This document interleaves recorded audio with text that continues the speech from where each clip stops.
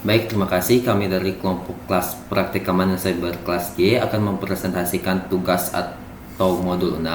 Namun sebelumnya perkenalkan, nama saya Delon Jutar. Saya Selvian Wulandari. Saya Priscilla Supit.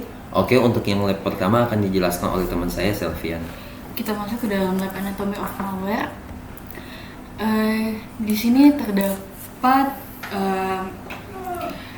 jenis malware, antara lain itu ada Trojan, hoax, adware, malware, PUP, exploit, and vulnerability. Dan ada beberapa situs website yang disarankan untuk mencari malware tercantum di bawah ini. Kita masuk ke bagian B. Di sini kita disuruh untuk membaca informasi tentang malware yang ditemukan dari pencarian yang ada pada tahap pertama tadi. Di langkah pertama kita disuruh pilih salah satu website dan tulis ringkasan singkat yang salah satu jenis malware dan tulis ringkasan singkat yang menjelaskan fungsi malware, cara penularannya, dan juga dampak yang ditimbulkannya. Di sini kita mendapatkan malware Trojan Bitcoin Miner adalah jenis malware yang dirancang untuk menyusup ke komputer target secara diam-diam dan memanfaatkan sumber daya komputasi mereka untuk menambang Bitcoin atau mata uang kripto lainnya.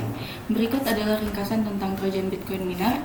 Fungsinya, malware ini menggunakan daya pemrosesan komputer tanpa izin pengguna untuk mendapatkan keuntungan finansial bagi penyerangnya dengan menambang Bitcoin. Metode penyebarannya, yang pertama itu ada melalui lampiran email. Terkadang Trojan Bitcoin Miner dikirim melalui email yang menyertakan lampiran berbahaya. Yang kedua itu ada website palsu.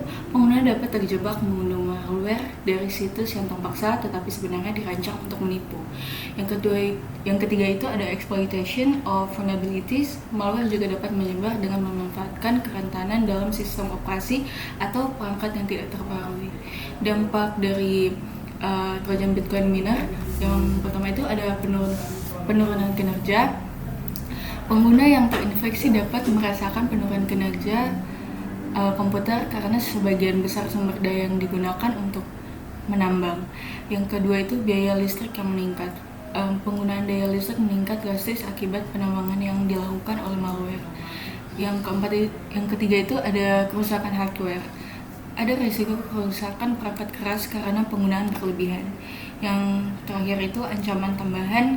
Keberadaan malware ini juga dapat membuka jalur untuk serangan lain seperti pencurian data atau penggunaan komputer sebagai bagian dari botnet atau botnet untuk serangan di DOS. Selanjutnya masuk kepada lab social engineering. Dalam lab ini objektif yang harus dicapai adalah research dan identify serangan dari social engineering. Jadi di sini ada beberapa pertanyaan seputar artikel yang ada di step 2. Yang pertama, what are the 3 methods used in social engineering to gain access to information? Jadi apa 3 metode yang digunakan social engineering untuk mendapatkan akses informasi? 3 metode umum yang digunakan dalam rekayasa sosial untuk mendapatkan akses terhadap informasi termasuk phishing, pretexting, and baiting merupakan metode ini sering memanfaatkan manipulasi psikologis untuk mendapatkan data sensitif. Lanjut ke bagian B. What are 3 example of social engineering attack from the first 2 method in step 2A? Jadi apa 3 example dari rekayasa sosial, dari serangan rekayasa sosial yang kita bisa ambil dari 2 metode di step 2A. Jadi yang pertama itu serangan phishing yang umum melibatkan pengiriman email palsu yang tampaknya berasal dari sumber yang sah seperti bank atau layanan online, meminta penerima untuk mengklik link dan memberikan informasi pribadi seperti kredensial login atau rincian keuangan. Dalam serangan pretexting, penipu dapat menyamar sebagai seseorang yang berwenang untuk memanipulasi individu agar mengungkapkan informasi sensitif atau memberikan akses ke area aman. Contohnya, seorang penyerang menghubungi sebuah perusahaan dan berpura-pura menjadi karyawan dari departemen IT.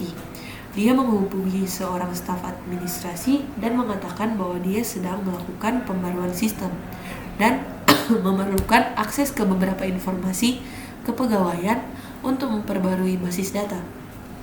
Penyerang ini bisa mengatakan bahwa dia butuh nomor identifikasi karyawan atau nomor rekening bank untuk memverifikasi informasi. Karyawan staf administrasi, karena mereka percaya bahwa mereka sedang berbicara dengan seseorang dari departemen IT yang memiliki otoritas, mungkin akan memberikan informasi tersebut tanpa memeriksa atau mengkonfirmasi identitas penyerang. Dalam contoh ini, penyerang menggunakan pretexting untuk memperoleh informasi sensitif dari staf administrasi dengan mengaku sebagai seseorang yang memiliki kewenangan, sehingga mengurangi kecurigaan korban.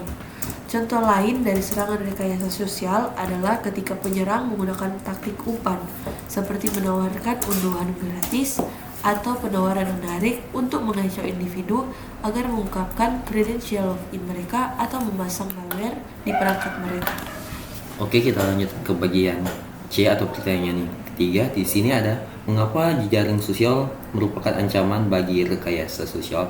Nah, di sini karena biasanya jejaring sosial mendorong berbagai macam orang untuk berbagi informasi pribadi, minat, dan juga kebiasaan. Contohnya seperti nama lengkap, tanggal lahir, dan lain-lain. Lalu kita masuk ke pertanyaan yang keempat. Di sini ada bagaimana organisasi dapat mempertahankan dirinya dari serangan rekayasa sosial. Nah, dari organisasi tersebut harus membuat pelatihan atau pemanfaatan untuk meningkatkan kesadaran akan keamanan serta menetapkan kebijakan dan prosedur yang lengkap untuk menangani informasi sensitif, melakukan penilaian keamanan secara berkala, dan menerapkan kontrol teknis seperti autentikasi dan enkripsi multifaktor. Lalu pertanyaan yang terakhir yaitu, apa itu SANS Institute? Nah, di sini SANS Institute adalah penyedia pelatihan dan sertifikasi keamanan cyber, yang dimana juga dapat mengembangkan dan memelihara kumpulan dokumen penelitian terbesar tentang sebagai aspek keamanan informasi dan mengoperasikan Internet Early Warning System atau Internet Storm Center. Baik, sekian dari hasil presentasi kami untuk tugas atau modul 6. Terima kasih.